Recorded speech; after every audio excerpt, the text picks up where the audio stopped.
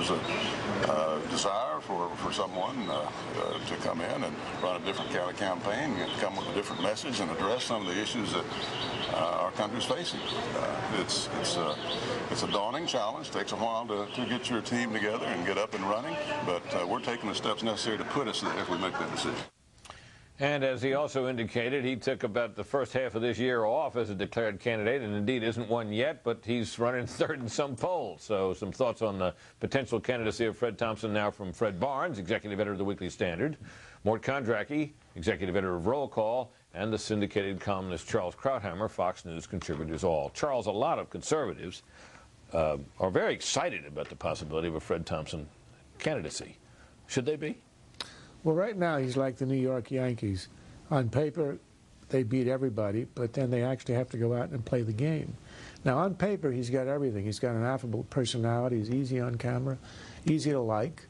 And in terms of his positions, he appeals to conservatives in a way that the top three candidates don't. Giuliani has a problem with guns, gays, and abortion. McCain has a problem with immigration, and he's intensely disliked because of the campaign regulation. And then Romney is okay on the major issues, except 2 years ago he wasn't.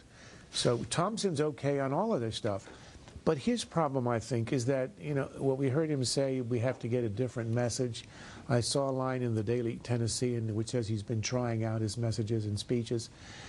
Well, Ronald Reagan did not try out his messages. He had his message. He knew his message. He believed in his message.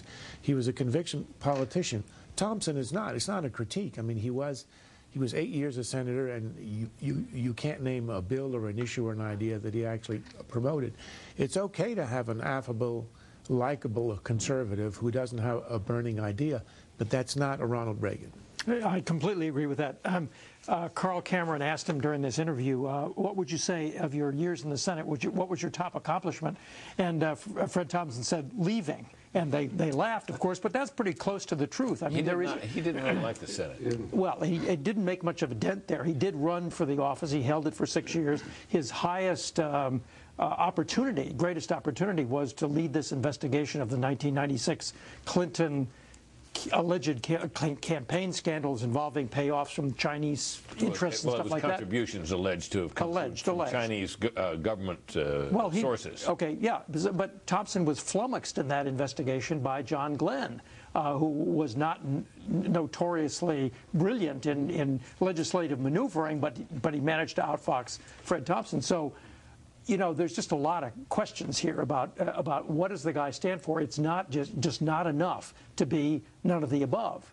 Yeah, I agree with that. And yet, Fred Thompson is running the greatest non-campaign campaign I've ever seen. Here we are talking about him, Carl Cameron interviewing, story about him on the front page of the New York Times. Lead story of this newscast. Yeah, we have a piece on him practically every issue of the Weekly Standard. I mean, this guy, why announce? This guy's running a great non-campaign campaign. Look, but what he is doing is this, is raising tremendous expectations for him when he comes in. And I think it's going to be very hard to meet these expectations. He is, as Charles said, he is very likable. I've got 3 tests. That's one of them. The second one is, will he excite people? You know, most candidates don't excite people. And it's possible he will. And the third one is he interesting? And that's basically, does he have a different message? Does he have something to say? Is he, I mean, what is there? I mean, he hasn't, in other words, he's been at this point, you see him as a blank canvas on which people are writing their own hopes. No, not necessarily a blank canvas, but, I mean, here's a guy that needs to say something interesting. Ronald Reagan was interesting. This guy, I mean, I haven't heard him. If he's been saying wonderful and interesting things in his speeches around the country, word of that hadn't sifted back to me anyway. All right, let's ask this question quickly. A, will he get in? And B, how likely is he to win? Yes, and I haven't the slightest idea. I agree with that. I think he's got a fair chance to get the nomination. He's going in, and I give him 2-to-1 odds. Against or for? 2-to-1 is it against? Against winning in a field of 4. It's not bad. No, that's not bad. All right, up next, a cause for celebration.